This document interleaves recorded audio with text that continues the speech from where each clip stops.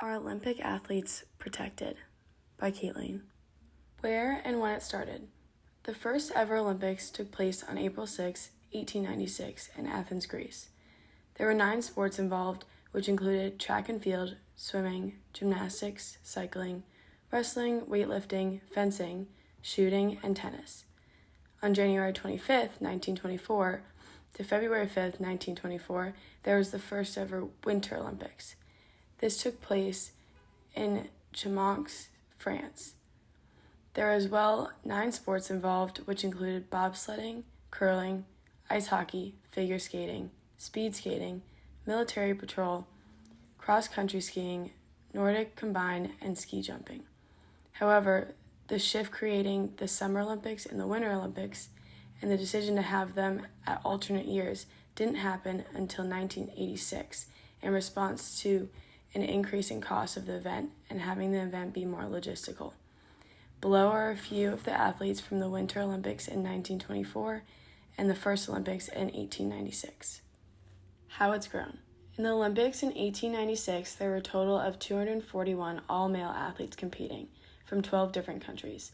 Women were not yet invited to participate in the Olympics until the 1900s. Then, in the first Winter Olympics in 1924, there were 258 athletes who competed from 16 nations. Now, in the most recent Olympic Games, there were a total of 11,420 athletes, where almost half were women, from 206 nations in the Summer Olympics in 2020. In the most recent Winter Olympics in 2022, there were 2,871 participants from 84 countries. There's also been a big increase in the number of sports played and events at the Olympics. Below are images from each Olympic game that were talked about in this slide.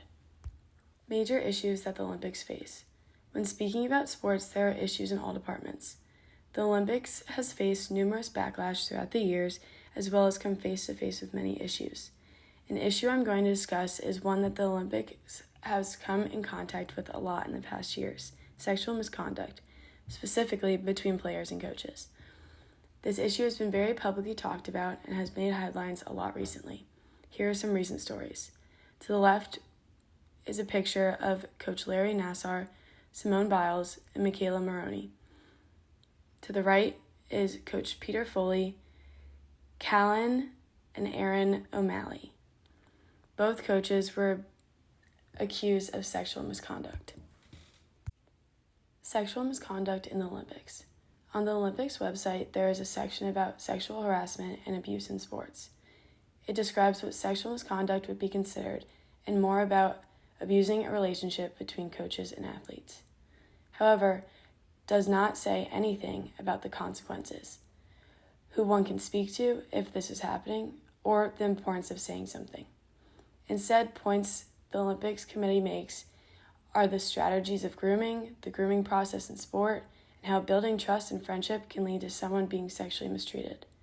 When Larry Nassar case was made public, people were appalled with the policies that the Olympics have that have been clearly unsuccessful in avoiding sexual misconduct in the Olympics. It seems as if many cases from the past about sexual misconduct involving athletes in the Olympics have been brushed under the rug. According to an article from the Chicago Tribune, 209 coaches, officials tied to U.S. Olympic groups have been accused of sexual misconduct since 1982.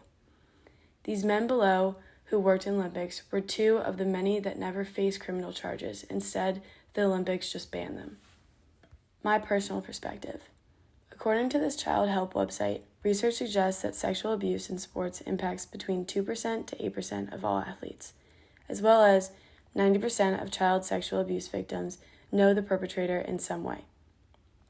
Now, 2% to 8% may not seem huge, but if you just took 2% of the total participants in only the Summer 2020 Olympics, that is already about 230 athletes that could have been experienced sexual misconduct. Then you also can add the point made about the 90% of these victims know their perpetrator. I personally believe that some people involved in sports have an idea that there is a sense of power that the coaches hold. However, there is a difference when it comes to a coach abusing that power. Like discussed in class, there is a holistic coaching approach and a mind-body dualism approach. When a coach is more focused on a player's body, skill, or accomplishments, they may simply not care about an athlete's mental health. Specifically in the Olympics, these athletes are the best of the best, which in some ways can make them an easy target.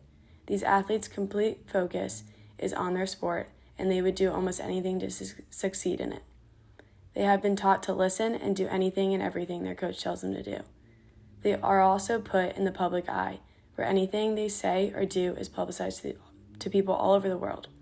Therefore, if they were to accuse someone of doing something wrong, there may be millions of people who back them and are on their side, but there are also going to be millions who don't believe them. Thanks for watching.